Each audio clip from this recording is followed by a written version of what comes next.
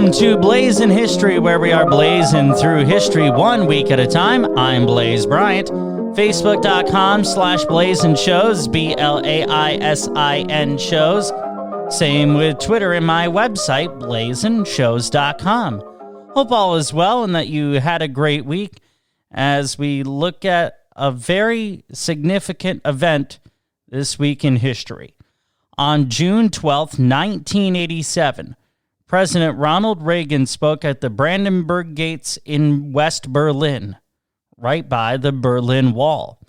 While that speech is remembered for a few words, Mr. Gorbachev, tear down this wall. There is so much more to the address, creating themes of history and opportunity. Uninterrupted, here is President Reagan's address.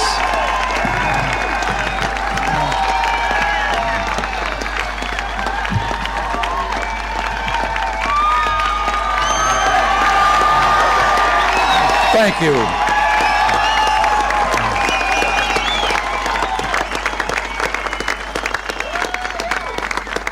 Thank you very much. Chancellor Kohl, Governing Mayor Deepkin, ladies and gentlemen, 24 years ago, President John F. Kennedy visited Berlin. And speaking to the people of this city and the world at the City Hall, well, since then, 2 other presidents have come, each in his turn, to Berlin. And today, I myself make my second visit to your city.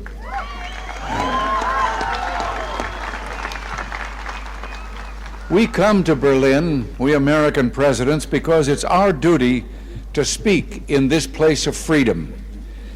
But I must confess, we're drawn here by other things as well, by the feeling of history in this city, more than 500 years older than our own nation, by the beauty of the Grunwald and the Tiergarten, most of all, by your courage and determination.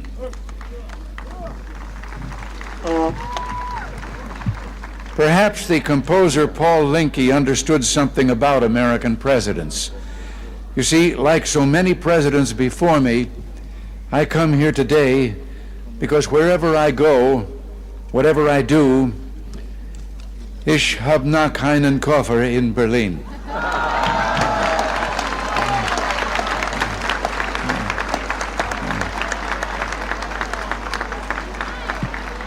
Our gathering today is being broadcast throughout Western Europe and North America.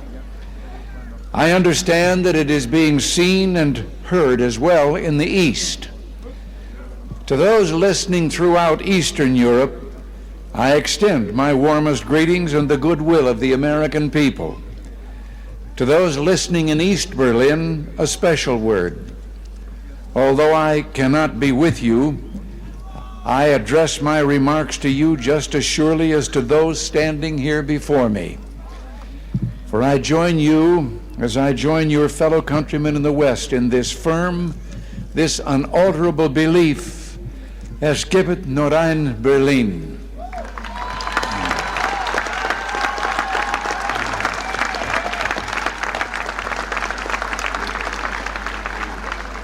Behind me stands a wall that encircles the free sectors of this city, part of a vast system of barriers that divides the entire continent of Europe. From the Baltic south, those barriers cut across Germany in a gash of barbed wire, concrete, dog runs, and guard towers. Farther south, there may be no visible, no obvious wall, but there remain armed guards and checkpoints all the same. Still a restriction on the right to travel. Still an instrument to impose upon ordinary men and women the will of a totalitarian state. Yet it is here in Berlin where the wall emerges most clearly. Here, cutting across your city, where the news photo and the television screen have imprinted this brutal division of a continent upon the mind of the world. Standing before the Brandenburg Gate, every man is a German, separated from his fellow men.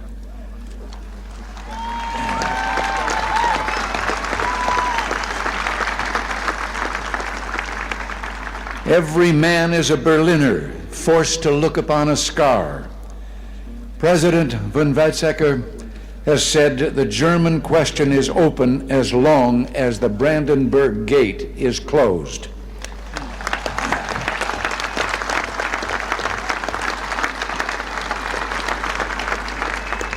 But today I say, as long as this gate is closed, as long as this scar of a wall is permitted to stand, it is not the German question alone that remains open, but the question of freedom for all mankind.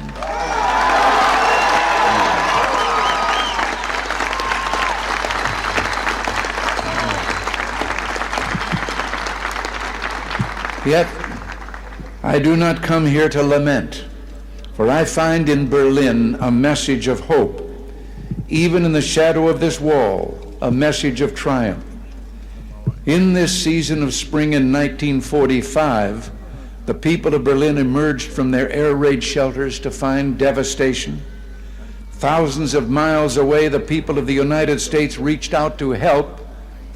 And in 1947, Secretary of State, as you've been told, George Marshall, announced the creation of what would become known as the Marshall Plan.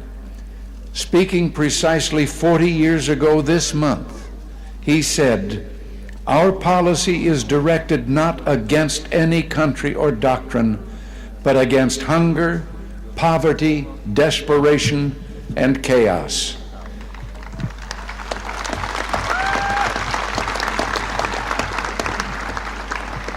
In the Reichstag a few moments ago, I saw a display commemorating this 40th anniversary of the Marshall Plan.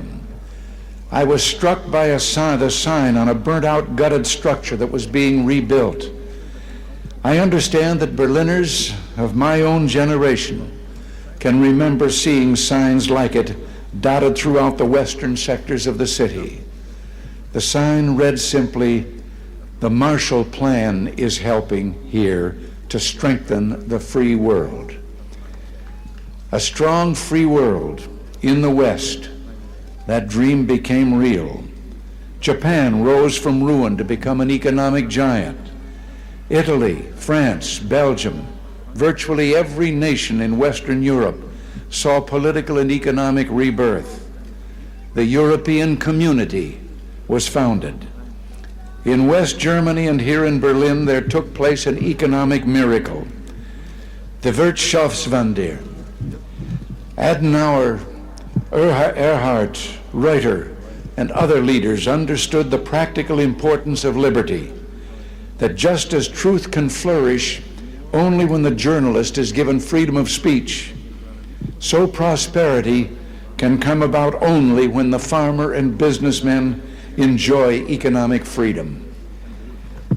The German leaders reduced tariffs, expanded free trade, lowered taxes. From 1950 to 1960 alone, the standard of living in West Germany and Berlin doubled. Where 4 decades ago there was rubble, today in West Berlin there is the greatest industrial output of any city in Germany. Busy office blocks, fine homes and apartments, proud avenues and the spreading lawns of parkland. Where a city's culture seemed to have been destroyed, today there are 2 great universities, orchestras and an opera, countless theaters and museums. Where there was want, today there's abundance, food, clothing, automobiles, the wonderful goods of the Kudamm.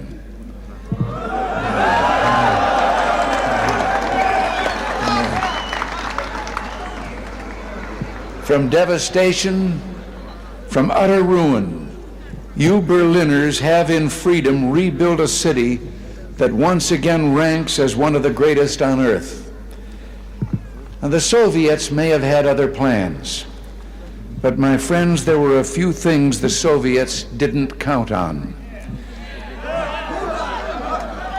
Berliner Herz, Berliner Humor, ja und Berliner Schnauzer.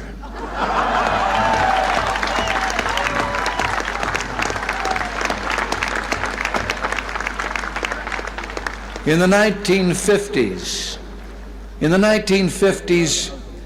Khrushchev predicted, "We will bury you." But in the West today, we see a free world that has achieved a level of prosperity and well-being unprecedented in all human history.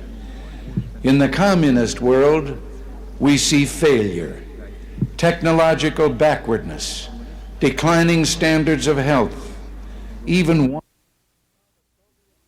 and now the Soviets themselves may, in a limited way, be coming to understand the importance of freedom. We hear much from Moscow about a new policy of reform and openness. Some political prisoners have been released. Certain foreign news broadcasts are no longer being jammed. Some economic enterprises have been permitted to operate with greater freedom from state control. Are these the beginnings of profound changes in the Soviet state, or are they token gestures intended to raise false hopes in the West or to strengthen the Soviet system without changing it? We welcome change and openness, for we believe that freedom and security go together, that the advance of human liberty can only strengthen the cause of world peace. There is one sign the Soviets can make that would be unmistakable, that would advance dramatically the cause of freedom and peace. General Secretary Gorbachev, if you seek peace, if you seek prosperity for the Soviet Union and Eastern Europe, if you seek liberalization, come here to this gate.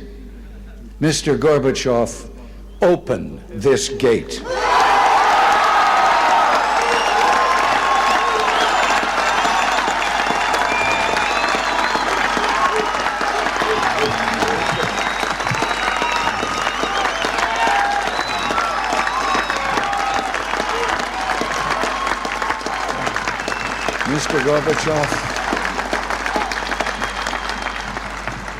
Mr. Gorbachev, tear down this wall.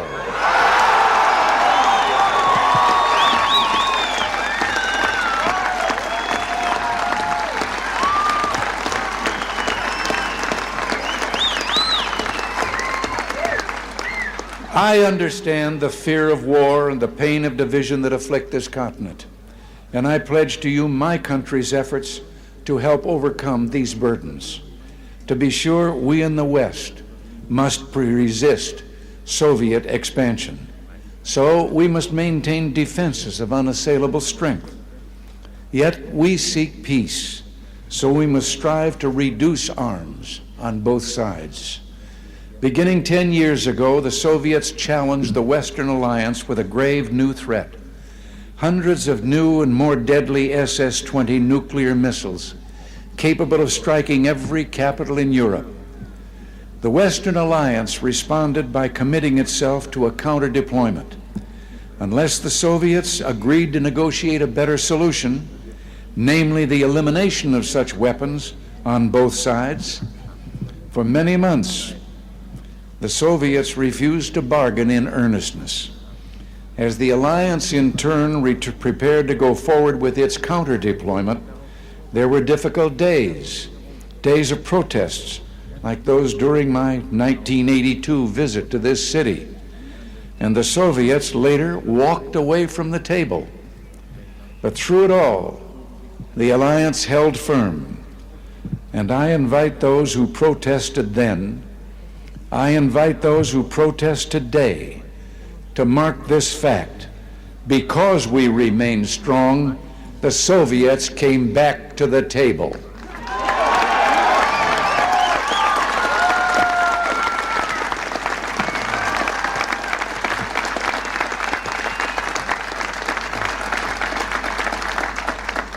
Because we remain strong today, we have within reach the possibility not merely of limiting the growth of arms, but of eliminating for the first time an entire class of nuclear weapons from the face of the earth. As I speak, NATO ministers are meeting in Iceland to review the progress of our proposals for eliminating these weapons. At the talks in Geneva, we have also proposed deep cuts in strategic offensive weapons. And the Western allies have likewise made far-reaching proposals to reduce the danger of conventional war and to place a total ban on chemical weapons. While we pursue these arms reductions, I pledge to you that we will maintain the capacity to deter Soviet aggression at any level at which it might occur.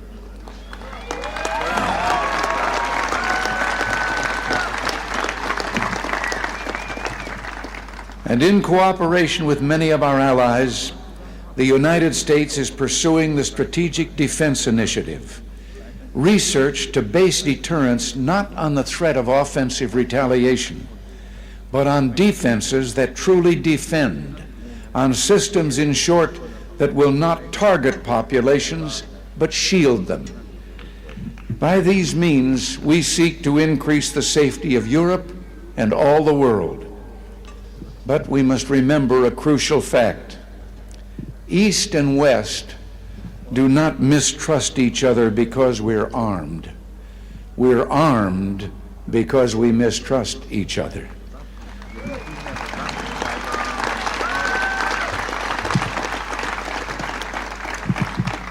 And our differences are not about weapons, but about liberty. When President Kennedy spoke at the City Hall those 24 years ago, freedom was encircled. Berlin was under siege. And today, despite all the pressures upon this city, Berlin stands secure in its liberty, and freedom itself is transforming the globe. In the Philippines, in South and Central America, democracy has been given a rebirth. Throughout the Pacific, free markets are working miracle after miracle of economic growth. In the industrialized nations, a technological revolution is taking place, a revolution marked by rapid, dramatic advances in computers and telecommunications. In Europe, only one nation, and those it controls, refuse to join the community of freedom. Yet in this age of redoubled economic growth, of information and innovation, the Soviet Union faces a choice. It must make fundamental changes, or it will become obsolete.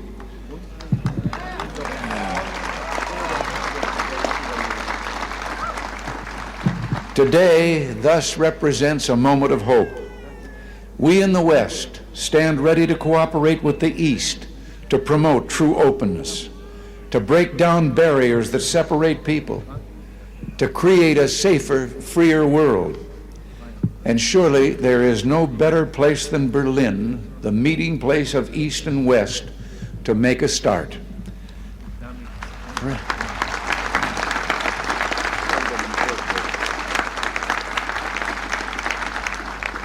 Free people of Berlin, today as in the past, the United States stands for the strict observance and full implementation of all parts of the Four-Power Agreement of 1971. Let us use this occasion, the 750th anniversary of this city, to usher in a new era, to seek a still fuller, richer life for the Berlin of the future. Together, let us maintain and develop the ties between the Federal Republic and the western sectors of Berlin, which is permitted by the 1971 agreement. And I invite Mr. Gorbachev, let us work to bring the eastern and western parts of the city closer together so that all the inhabitants of all Berlin can enjoy the benefits that come with life in one of the great cities of the world.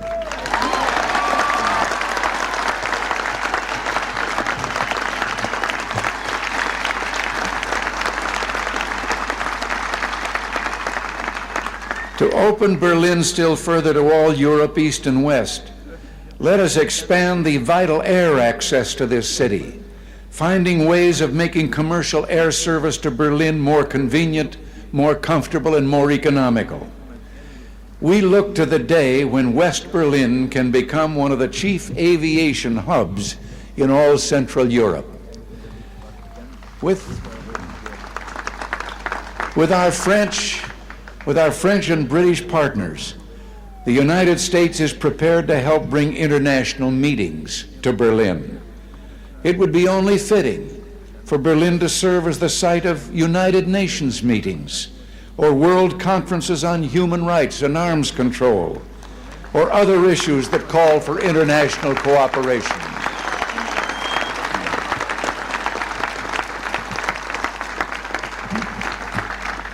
There is no better way to establish hope for the future than to enlighten young minds, and we would be honored to sponsor summer youth exchanges, cultural events, and other programs for young Berliners from the East. Our French and British friends, I'm certain, will do the same. And it's my hope that an authority can be found in East Berlin to sponsor visits from young people of the Western sectors.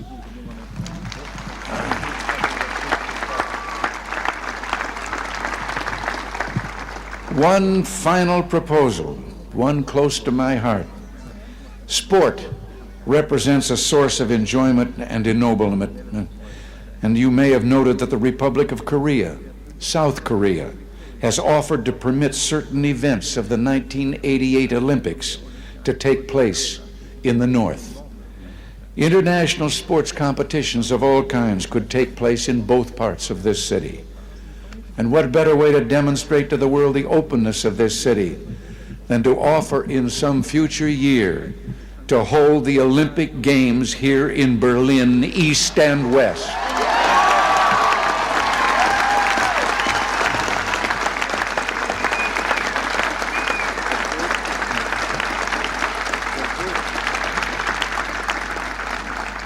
In these 4 decades, as I have said, you Berliners have built a great city. You've done so in spite of threats, the Soviet attempts to impose the Eastmark, the blockade. Today, the city thrives in spite of the challenges implicit in the very presence of this wall. What keeps you here? Certainly there's a great deal to be said for your fortitude, for your defiant courage, but I believe there's something deeper. Something that involves Berlin's whole look and feel and way of life, not mere sentiment. No one could live long in Berlin without being completely disabused of illusions. Something instead that has seen the difficulties of life in Berlin but chose to accept them, that continues to build this good and proud city in contrast to a surrounding totalitarian presence that refuses to release human energies or aspirations.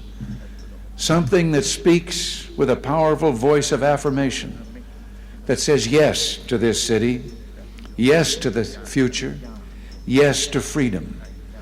In a word, I would submit that what keeps you in Berlin is love.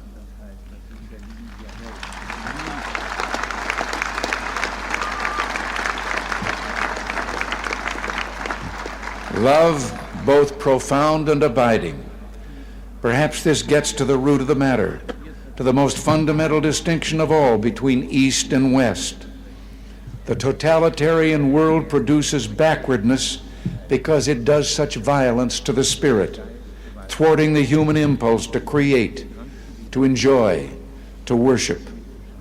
The totalitarian world finds even symbols of love and of worship an affront.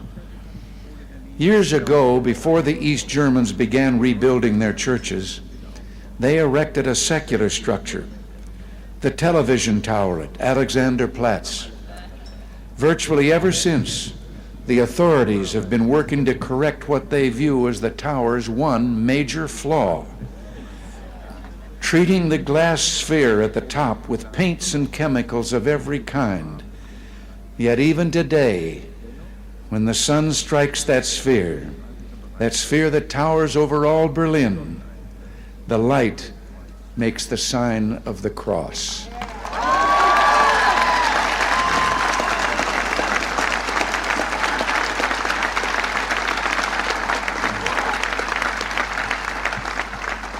There in Berlin, like the city itself, symbols of love, symbols of worship, cannot be suppressed. As I looked out a moment ago from the Reichstag, that embodiment of German unity, I noticed words crudely spray-painted upon the wall, perhaps by a young Berliner. Quote, "This wall will fall, beliefs become reality."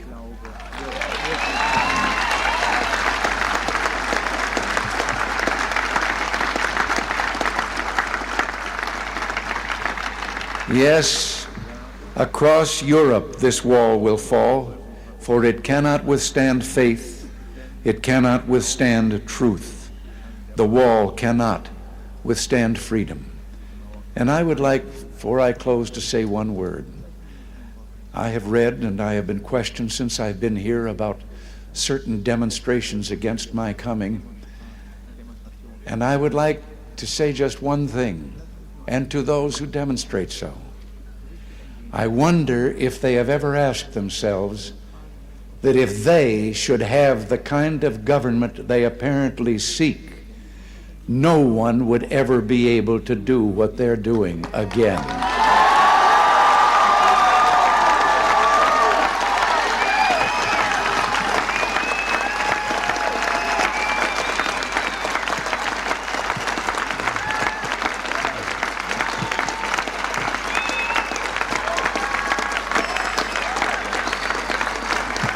Thank you, and God bless you all. Thank you.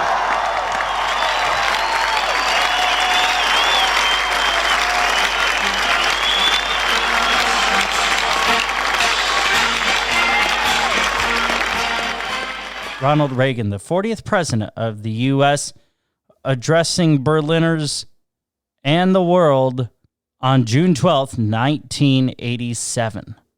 A speech that is only remembered for just a few words, but in reality, it should be remembered for the history and its opportunities.